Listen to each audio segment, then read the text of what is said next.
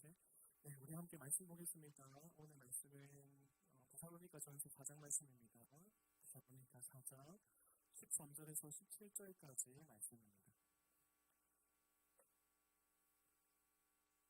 데살로니가 4장 13절에서 17절까지 말씀입니다. 네, 한 절씩 돌아가면서 읽고 마지막에 같이 읽도록 할게요. 제가 먼저 읽겠습니다. 형제들아, 하나여는 너희가 알지 못함을 우리 아니하노니 이는 소망 없는 다른 이와 같이 슬퍼하지 않게 하려 함이라.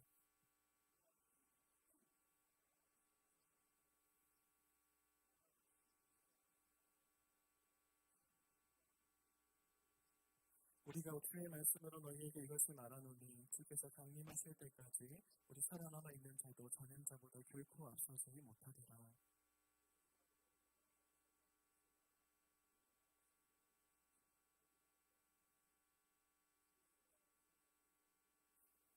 함께 읽겠습니다. 시작. 그 후에 우리 살아남은 자도 그들과 함께 구름 속으로 끌어올려 공중에서 주를 영접하게 하시리니 그리하여 우리가 항상 주와 함께 있으리라. 아멘. 자, 오늘 제목은요. 죽기 전에 들어야 할 땡땡땡땡인데 여러분 오늘 시작부터 좀 그럴 수 있겠지만 시작부터 퀴즈가 좀 나가려고 합니다. 자, 여러분 사자성어고요. 제가 한자를 가지고 오면은 여러분 항상 퀴즈가 나간다는 거를 좀 이렇게 캐치하고 이렇게 준비하면 좋을 것 같아요. 자, 준비 시작! 자, 앞에 친구 일어나봅시다. 자, 일어나서 자, 힘차게 네 글자 시작! 사후세계 박수 하겠습니다.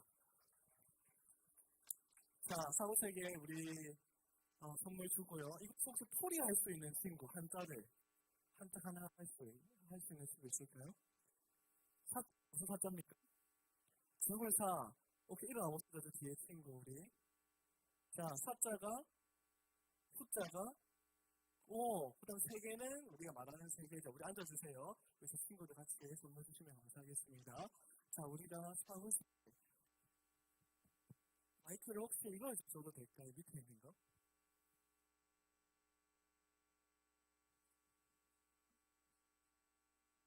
하나, 둘, 셋. 하나, 둘, 셋. 조금만 더 올려주세요. 하나, 둘, 셋. 하나, 둘, 셋. 하나, 둘, 셋. 하나, 둘, 셋. 조금만 더 올려주세요. 하나, 둘, 셋. 하나, 둘, 셋. 네, 감사합니다. 우리가 사후세계라고 하면은 죽고 난 후에 세계를 이야기를 합니다. 그래서 사실 나에게 뭐 죽음이라는 게 우리 학생들 입장에서는 크게 와닿지 않을 수 있지만요. 사실 죽음은 언제 어디서든 누구에든지 그게 닥칠 수 있는 문제입니다.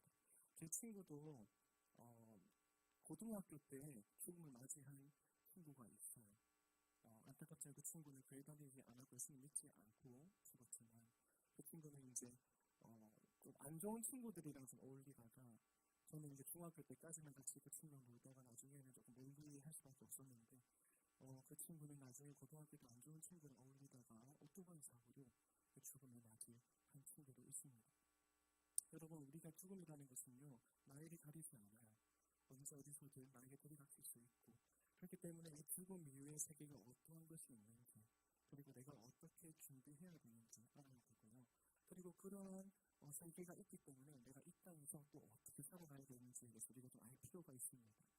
자, 설교를 좀 시작하려고 하는데요.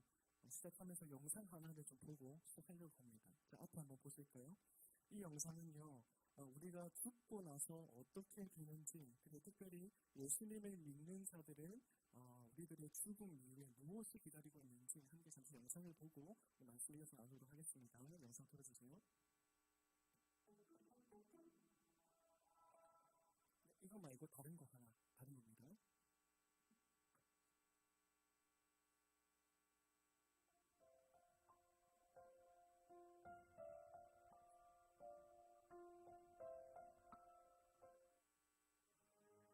병에 걸려서 침상에 누워있고 많은 사람들이 나를 지켜보며 마지막 이별을 준비하고 있다.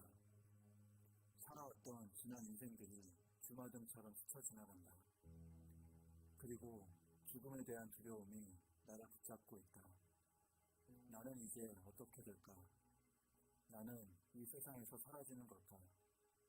서서히 눈을 감고 생을 마감하게 된다. 많은 사람들이 지켜보고 있다고 해도 죽는 순간을 경험하는 것은 철저하게 혼자 겪는다. 심장이 멈췄다. 숨을 쉬지 않는다. 뇌의 모든 기능이 정지가 된다. 성경에서는 죽음을 육체에서 영혼이 떠나가는 걸로 설명하고 있다. 이 사람은 이제 어디로 가는 걸까? 누가복음 23장을 보면 예수 그리스도와 함께 십자가에 달렸던 강도가 등장을 한다. 그는 십자가에서 예수를 믿은 자다. 자신도 죽어가는 상태에서 예수께 부탁을 한다. 당신의 나라에 임하실 때 나를 기억하소서. 그러자 예수님은 오늘 네가 나와 함께 낙원에 있으리라 라고 대답하신다.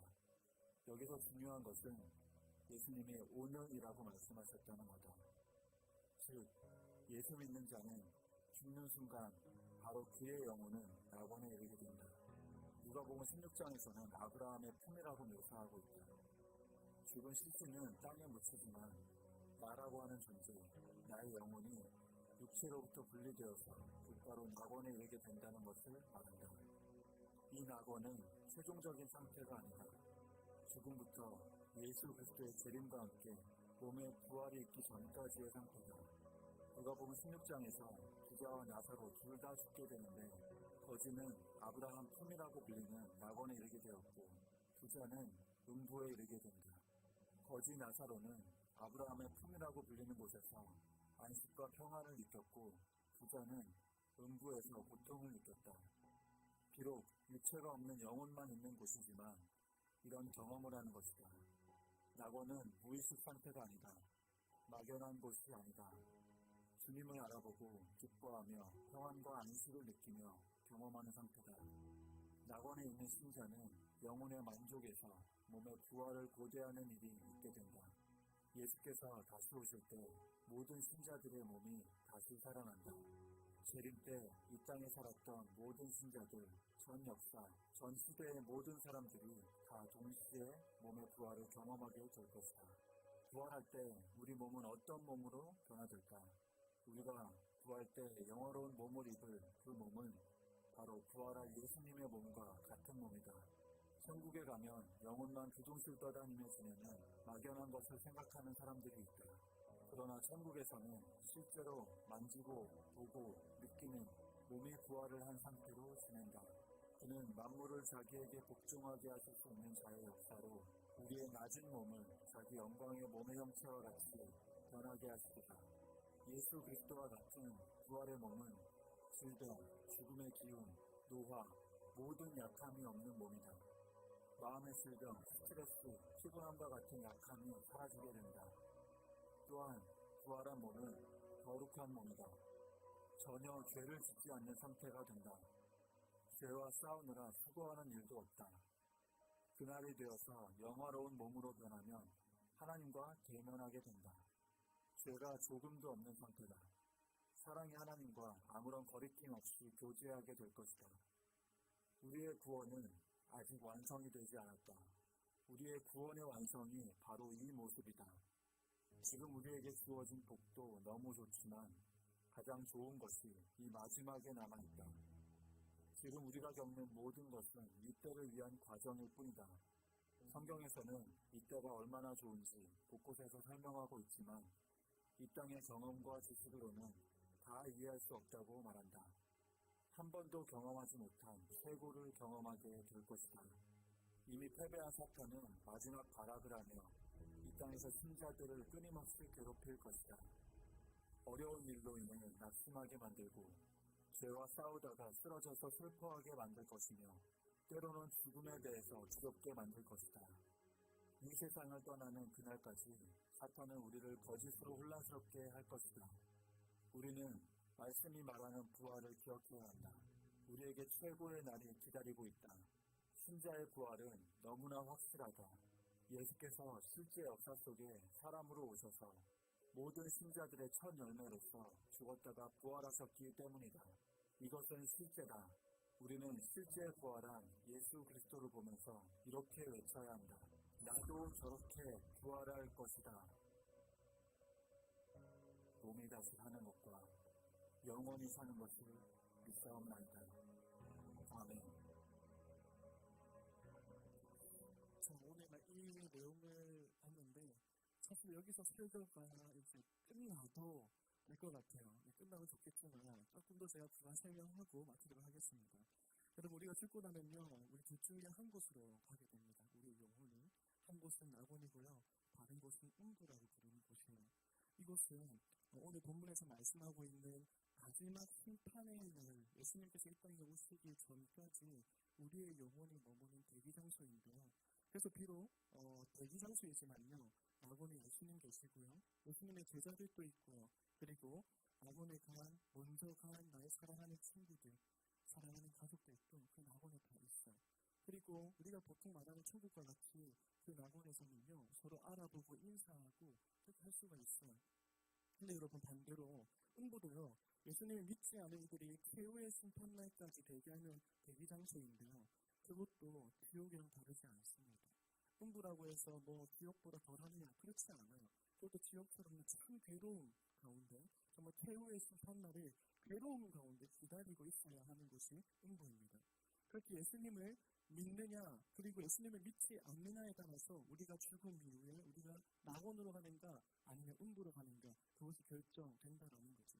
그리고 나중에 시간이 지나서 최후의 심판날이 되면요, 예수님께서 이 땅에 다시 오시는데요, 그때 낙원과 음부에 있던 영혼들은 모두가 부활을 합니다. 부활의 몸을 입게 돼요. 예수님을 믿었던 사람들, 믿지 않던 사람들 구별 없이 죽었던 모든 영혼들은 다 부활의 몸을 입고 다시 일어서게 됩니다. 그래서 요한복음 5장에서 이렇게 이야기를 합니다. PPT 들어주세요. 요한복음 5장 28절 말씀입니다. 제가 읽어드릴게요. 이를 놀랍게 여기지 말라. 무덤 속에 있는 자가 다 그의 음성을 들을 때가 오나니 선한 일을 행한 자는 생명의 부활로, 악한 일을 행한 자는 심판의 부활로 나오리라. 여기서 선한 일이라는 건 예수님을 믿는 걸 말합니다. 악한 일은 예수님을 거부한 것을 말합니다. 그래서 낙원에 있던 영혼, 음부에 있던 영혼 모두 부활의 몸을 입게 돼요. 그리고 그 다음 어떻게 되는가 넘겨주세요. 예수님을 믿는 이들은요, 새하늘과 새 땅이라는 곳으로 가게 됩니다. 그리고 예수님을 믿지 않은 이들은 지옥으로 가게 되는데요. 여러분, 지옥이 어떤 곳입니까? 여러분이 생각하는 지옥이 어떤 곳이에요? 성경에서 이렇게 이야기하고 있습니다. 넘겨주세요. 제가 읽어드릴게요. 그들이 나가서 내게 패역한 자들의 세대를 볼 것이라. 그 벌레가 죽지 아니하며 그 불이 꺼지지 아니한다라고 말하고 있어요. 벌레도 죽지 아니하고 불이 꺼지지 않는 것. 그곳에서 영원토록 우리가 고통 가운데 살아가야 하는 것. 그것이 바로 지옥이라고 이야기하고 있습니다. 자, 그렇다면 반대로 새하늘과 새 땅, 어떠한 곳일까요? 새하늘과 새 땅이라는 단어를 여러분 한자로 하면요, 뭡니까? 신천지예요. 줄이면 신천지예요. 신천지. 여러분, 오해하지 말아야 될 때 신천지라는 뭐가 있습니까? 이단이 있죠. 이단. 제가 위험한 신천지를 가리키려고 하는 게 아니라, 여러분, 신천지는요, 원래 성경적인 용어이고 성경적인 개념입니다. 그런데 이단이 그 좋은 단어를 가져가가지고 지금 쓰고 있는 거예요. 그래서 우리가 신천, 신지, 새하늘과 새 땅 정확하게 어떤 의미를 가지고 영상이 한 가지 되어 있는데 준비해 주시고요. 여기 영상에서 나오는 교수님이 나오실 텐데요. 이분은 정말 성경을 바르게 가르치는 합동신학대학원이라는 곳이 있습니다. 우리나라에서 합동신학대학원에서 이제 교리에 대해서 가르치는 교수님이신데요. 잠시 새하늘과 새 땅에 대해서 우리 좀 설명을 들어보고 제가 이어서 마무리하도록 하겠습니다. 소리 좀 올려주세요.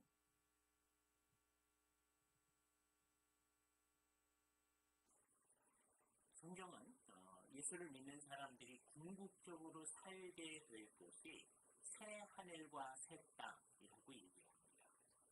여기에 대해서 우리는 세 가지 다른 명칭을 사용할 수 있습니다. 옛날서부터 교회는 영광의 왕국이라는 말을 써왔습니다. 그것이 하나님의 영광이 온전히 드러나게 된 상태를 얘기해 주는 것이죠.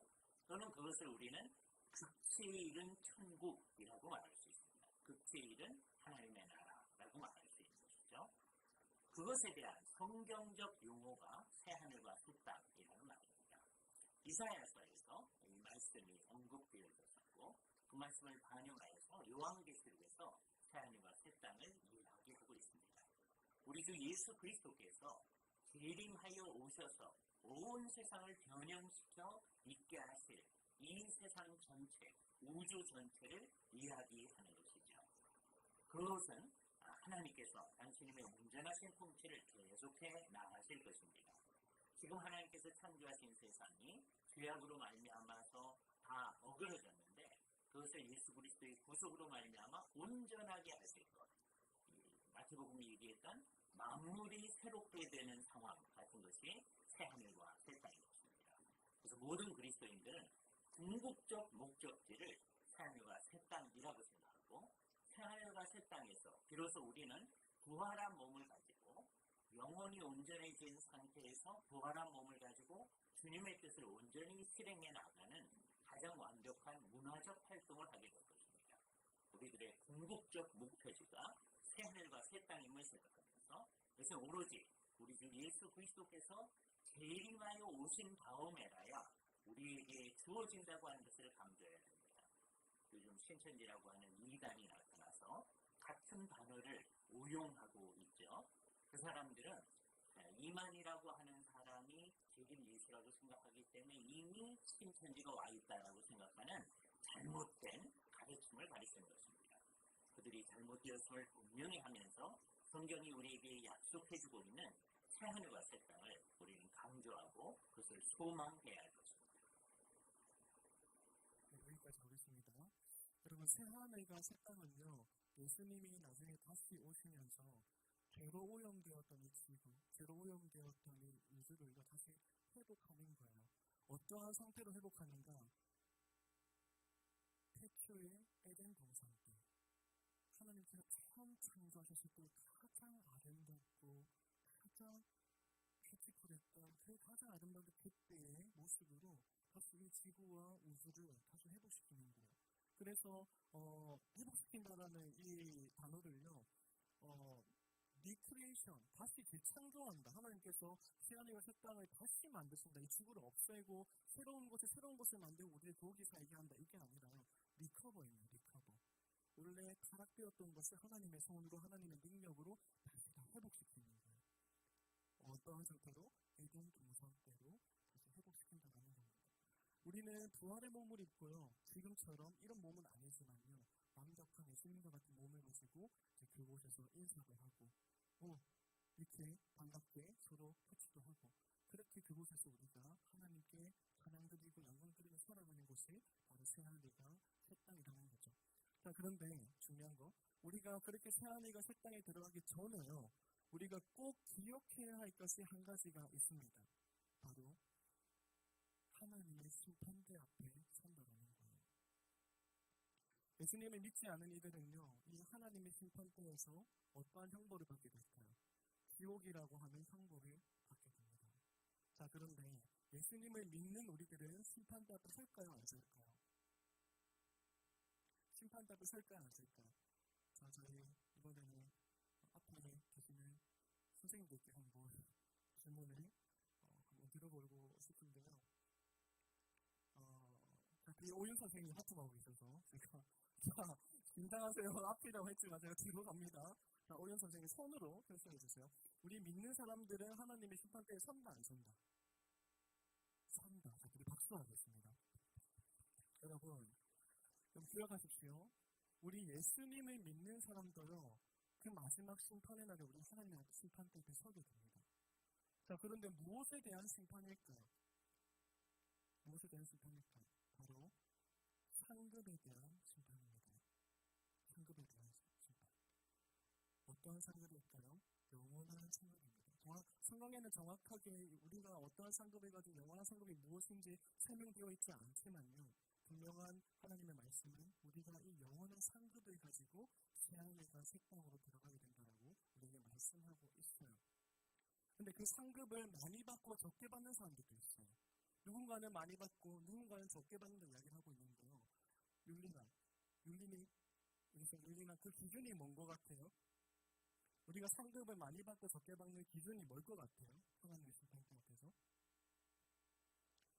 착한 일 하는 거. 자, 우리 그 박수 하겠습니다.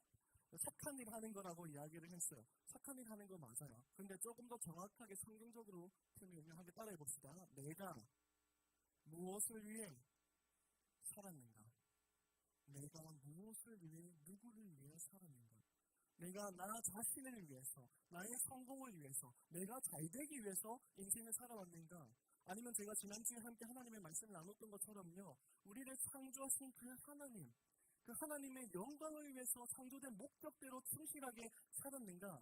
거기에 기준이 있다는 거예요. 내가 오늘 하루 학교에서 생활을 하더라도 나 자신을 위해 살지 않고 이기적으로 살지 않고 순간 매번의 선택 가운데 하나님을 위해서, 하나님을 영광을 위해서 낮은 자리로 내려가고 숨김의 자리를 선택하고, 내가 욕할 수 있었지만 하나님의 영광을 위해서 욕하지 않는 거예요. 내가 새치기 할 수 있지만 하나님께 욕되지 않기 위해서 내가 새치기 하지 않는 거예요. 그런 하나하나의 모든 선택들이 나중에 하나님의 심판대 앞에 섰을 때 영원한 상급으로 우리가 돌려받게 된다는 겁니다. 아주 사소한 생각도, 사소한 선택도 여러분 나중에 영원한 상급으로 돌려받게 됩니다. 넘겨주세요. 그래서 고린도전서 3장 13절에서 이렇게 이야기를 하고 있습니다. 우리 한 개씩 돌아가면서 읽고 15절 같이 읽겠습니다. 제가 먼저 읽겠습니다. 각 사람의 공적이 상급이 나타날 터인데 그날이 공덕을 밝히리니 이는 불로 나타내고 그분이 각 사람의 공적이 어떠한 것을 시험할 것입니다.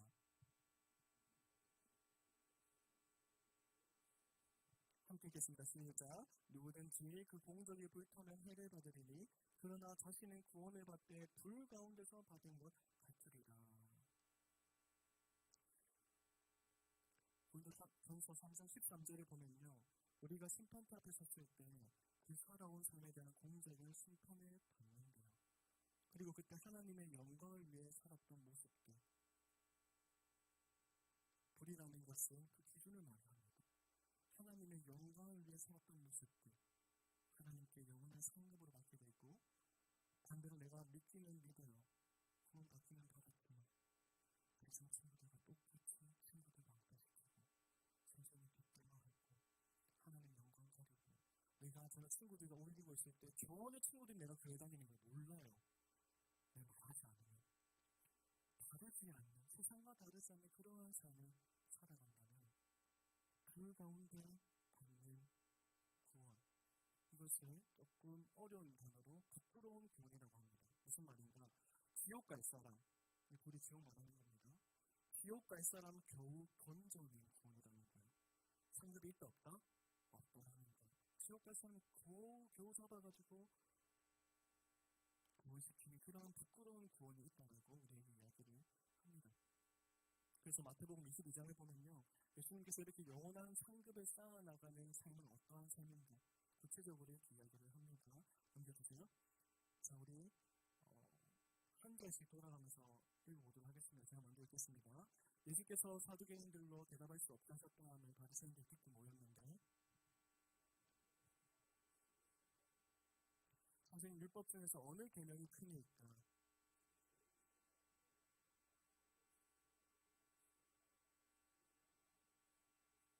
이것이 크고 첫째 되는 계명에 넘겨주세요. 39절 40절 함께 읽겠습니다. 시작. 둘째도 그와 같으니 내 이웃을 내 자신같이 사랑하라 하셨으니 이 두 계명이 온 율법과 선지자의 강령입니다. 자, 첫 번째 뭐라고요?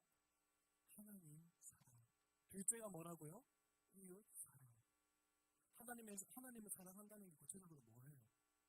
여러분, 손 들고 혹시 이야기할 수 있는 친구 한 명 있습니까? 이거는 제가 10,000원짜리 상품권 가겠습니다. 자, 이건 제가 그냥 개인적으로 할게요. 자, 하나님의 사랑, 하나님 사랑하는 거 구체적으로 뭘까요? 자, 한번 손 들고 한번 해봅시다. 준비. 시작. 아무도 없어요? 하나님 사랑한다. 자, 일어나 봅시다. 좋아요. 우리 한번 이야기해봅시다. 하나님 사랑 실천하는 게 뭘까요, 구체적으로? 크게? 하나님의 뜻대로 사는 거. 정답이 안 나올 줄 알았는데 정답이 나와버렸습니다. 우리 박수하겠습니다. 제가 처음부터 느끼는 거죠. 우리 매일교회 학생들이 정말 수능이 성경적으로 높습니다. 그냥 선생님들이 그냥 이야기하는 게 아닙니다. 정말 지난주부터 제가 어려운 이야기를 하고 있는데 답을 잘 찾아내요. 선생님들께 좀 드리는 말이지만 선생님들, 우리 학생들 이렇게 어려운 거 하면은 모를 것 같다, 이해하지 못할 것 같다, 그렇지 않습니다. 가르쳐 보면은 다 알고 있고요, 다 생각하고 있고요, 다 대답합니다. 그래서 어렵지만 우리가 이런 내용들도 우리가 믿음으로 가르쳐야 될 필요가 있어요. 여러분 봅시다. 넘겨주세요. 하나님 사랑 무엇인가? 자, 우리 같이 읽어보겠습니다. 시작. 너희는 이 세대를 본받지 말고 오직 마음을 새롭게 함으로 변화를 받아 하나님의 선하시고 기뻐하시고 온전하신 뜻이 무엇인지 분별하도록 하라. 정확하게 답을 이야기했어요. 하나님의 뜻이 무엇인지 알고 깨닫고 분별해서 행동하는 거, 그리고 이 세대를 본받지 않은 거. 지난주에 한 단어로 뭐라고 했습니까? 그래서 거룩이라는 단어로 우리가 이것을 설명할 수 있어요. 세상과 구별된 삶을 살아가는 거. 그것이 우리가 하나님을 사랑하는 삶입니다. 그러면 이웃 사랑은 무엇일까요? 이웃 사랑은 어떻게 하는 것입니까? 어떻게 하는 겁니까? 따라합시다. 낮은 자리로, 크게 따라합시다. 낮은 자리로 내려가는 거. 여러분, 이웃 사랑 무엇인가? 낮은 자리로 내려가는 겁니다. 그래서 예수님께서도 이런 말씀을 하셨어요. 마가복음 10장 45절 말씀입니다. 인자가 온 것은, 내가 온 것은 섬김을 받으려 함이 아니라 도리어 섬기려 왔다라고 말씀하고 있어요. 예수님도 이 말씀을 하셨습니다. 아무도 가지 않는 곳, 섬김의 그 자리, 우리가 먼저 손 들고 내려가서 섬길 때 그 삶을 통해 하나님께서 영광 받으시고 영원한 상급을 쌓는 삶을 우리가 살아가게 된다는 겁니다. 근데 참 놀라운 것은요, 제가 이렇게 교회들마다 중고등부 학생들 보면요, 이렇게 하나님 사랑, 이웃 사랑, 이런 삶을 살아가는 학생들, 영원한 상급만 아니라요, 기억하십시오. 이 땅에서도 하나님께서 축복하는 것을 제가 참 많이 보게 됩니다. 그런데 저는 그것을 축복이라고 표현하지 않아요. 저는 뭐라고 표현하느냐면 위로라고 표현합니다. 위로. 어떤 위로인가요? 여러분, 친구들 사이에서 하나님 영광을 위한 선택하는 거, 하나님 영광을 위한 삶 살아가는 거 쉽습니까? 어렵습니다. 다 욕하는데 나 욕하지 않는 거, 다 잘못된 행동하는데 나는 그렇게 하지 않는 거, 그 너무나도 힘든 선택이지 않습니까? 괴롭지 않습니까? 우리 하나님께서 그 마음을 아신다는 거예요. 그 선택을 아신다는 거예요. 하나님의 영광을 위해 살아갈 때 얼마나 괴롭고 힘든 건지 하나님께서 다 아신다는 거예요. 그래서 하나님께서 그 친구들 위로하시기 위해 영원한 상급만 아니라 이 땅에서도 정말 놀라운 축복과 은혜를 베풀어 주시는 것을 우리가 참 많이 봐왔습니다. 잘하고 있어. 그거 맞아. 잘했어. 그렇게 위로하시고 칭찬하시는 걸 보게 된다는 거예요. 그래서 저는 이것을 축복이라기보다 하나님의 위로라고 표현을 합니다. 여러분, 새로운 한 주가 우리가 시작이 되는데요. 쉽지 않지만, 쉽지 않은 정도가 아니라 어려워요. 어렵지만요. 나를 위해서 하고 싶은 대로 살아가는 것이 아니라 새 하늘과 새 땅을 바라보고 영원한 상급을 바라보고 그리고 이 땅에서도 하나님의 위로하심이 있다는 것을 여러분 꼭 기억하고요. 언제 어디서든 하나님의 영광을 위한 삶, 그런 삶을 선택하며 살아갈 수 있기를 간절히 축복합니다. 그래서 나중에 우리가 죽음 이후에 예수님을 보게 될 거예요. 죽음 이후에 예수님께서 우리를 기다리고 계실 거예요. 그때 아까 말했던 것처럼 불 가운데 받는 부끄러운 구원, 어쩔 수 없이 구원해낸 그 정도 수준이 아니라요. 예수님께서 풍성한 상급을 가지고 기다리고 계시고 여러분 눈을 보면서 고생 많았어. 내가 너의 삶을 알고 있어. 이렇게 칭찬하시는 그런 삶을 살아갈 수 있기를, 그리고 이 땅에서도 하나님의 위로하시는 축복의 은혜를 누리며 살아갈 수 있기를 간절히 축복합니다. 이 시간에 함께 찬양드리고 기도하며 나아가도록 하겠습니다. 우리 함께 찬양드리겠습니다.